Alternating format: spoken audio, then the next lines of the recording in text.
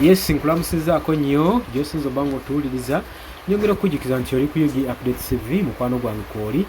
okusinzira okuba nga tukuweereza nosobola okuba nga omanya information egenda mu maaso mu ggwanga nobeera ng'oli updated twagala tukukipinga ng'oli updated ensonga zonna ezigenda mu ggwanga lyaffe Uganda ozimanyaako oleme kubeera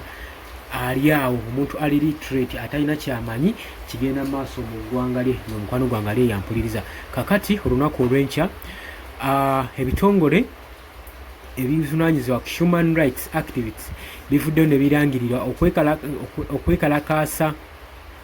nga baganda baabwe abakwatibwa gye buvuddeko baleetebwa mu kkooti olunaku olw'enkya jjukira olunaku olw'enkya bwe baleetebwa mu kkooti abakwatibwa nga beekalakaasa ku nsonga ze bali bemulugunyaako okubanga Stanbic Bank saako n'ebitongole ebirala nga bigenda maaso n'okufandinga ekitongole kino ekyali kiddukanya amafuta oba ekisima oil nga kyali kigendereddwamu okubanga bakola refineries ne pipelines ezigenda okubanga zipaasinga mu ggwanga Uganda nga bagamba nti kino kimenya mateeka olw'ensonga nti kirina engeri gitatattalamu environment y'eggwanga Uganda. Bagamba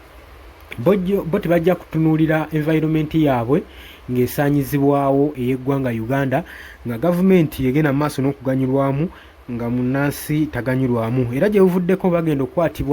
bakwatibwa nga bagenda mu maaso nga bayolekera wali eri ku kitebe kya Stanbic Bank nga bagenda mu maaso n'okuwa empakanya yaabwe nga balumiriza Stanbic Bank okufacilitatinga oba okufujjirira omusimbi ekitongole kino ekikwasaganya pipe oil crude mu ggwanga lyattu Uganda. Bagamba kyo kiteeka bulabe eri bannansi saako n'eggwanga lyattu Uganda so nga ekikola kino bakivumira bagamba nti no pipeline tezirina kuyita mu ggwanga Uganda, crude oil terina kubanga eyita mu ggwanga Uganda okusobola okubeera ng'eggwanga lyaffe tulikipinga nga liri safe ne environment. Balina ensonga zaabwe kuba bagamba bano abakiteekamu omusimbi oba abakifujjirira bo bali mu kuyisaawo byabwe ate basigazzaako biseera bitono ku nsi so abavubuka bagamba ffe tetugenda kulekebwa mu ggwanga nga limaze okunnyikibwa nga n'ebizibu byomutulekedde tusobola bisolovinga kati katubitawuluzeeko ebimu tubitaaseeko ng'obudde bukyalaba n'oluvannyuma beekalakaasa nga bali awo ku Stanbic Bank ne bakwatibwa ne batwalibwa mu kaguli ka poliisi era gye babadde mu kasodi ya poliisi nga gye bakuumibwa wayiseewo ebbanga lya myezi egiwirirako ddala gyekulungulira ng'esatu bukyanga bano bakwatibwa mu nsonga eno. Jjukira nti no bakwatibwa mu ntandikwa ya mwaka guno bwe bagenda mu maaso n'okulangirira okwekalakaasa okubanga crude oil pipeline tezigenda kubanga ziyisibwa mu ggwanga Uganda bagazikima amateeka era ne kampuni eno ey'Abachina ne bagenda mu maaso n'okubanga bagiwooninga era ne bagyekalakaasizaako okusobola okulaba ng'estopinga omulimu guno gwegenda mu maaso wa pulojekiti eno gyegenda mu maaso n'okukola mu ggwanga Uganda. N'olw'ensonga eyo nga bagamba nti nno tulina okutaasa eggwanga lyaffe n'oluvannyuma bakwatibwa abamu ne baggalirwa ne gye buli kati babadde tebannaba nga kusimbibwa maaso ga mulamuzi kugenda maaso nakubalamula kati olunaku olw'enkya balangiridde nti bwe bagenda okuba nga baleeta mu kkooti wali eri ku Buganda Road Court bagenda okuba nga bagasimbagana n'omulamuzi basobole okubeera nga battaaya ku nsonga eno balabe binaaba bitya. Baganda baffe twongere basabira kubanga eggwanga lyali erya Uganda we lyatuuse terikyayina nsonyi n'obeera ku nsonga ntuufu ng'etaasa ggwanga kasita babeera nga tuli ku ludda lwa gavumenti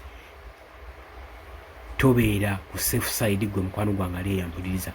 Oli ku UG Updates TV nyongera okujjukiza gwatani tweyungako kiriya wansi waliwo ekigambo subscribe kikondeko obeere ng'otweyungako abali mu diaspora ali mutala amayanja mbatumiddeko nnyo tegeeza abali mu Qatar, Oman, Dubai, Saudi Arabia, abali mu US, abali mu UK, abali Canada, abali mu Asia, abali Russia saako nammwe abali ku South Africa nammwe abali ku muliraano Kenya mbagala nnyo mumbeezezaawo amayengo ga UG Updates TV. Kati enkya tulukeereze lwa nkokola enkoko tugikwate mumwa temulutumira mwana mujje mubeere nga ba witness ng'omulamuzi agenda mu maaso n'okwerya entama ng'agenda mu maaso n'okubeera nga yeesulubabba ensonga entuufu tulabe butya bwe kigenda okubeera. Baganda baffe nga baleetera mu kkooti mbagambye tugenda bbeera wali eri ku Buganda Road Court baganda baffe bano nga baleetebwa okozesebwa abaakwatibwa mu kwekalakaasa okwali kugenda mu maaso naye kwekalakaasa kuno kwali kwa nsonga environment y'eggwanga Uganda kintu kikulu nnyo kyamaanyi nnyo. Mbagaliza wiikendi ennungi n'olunaku olulungi. Mweraba.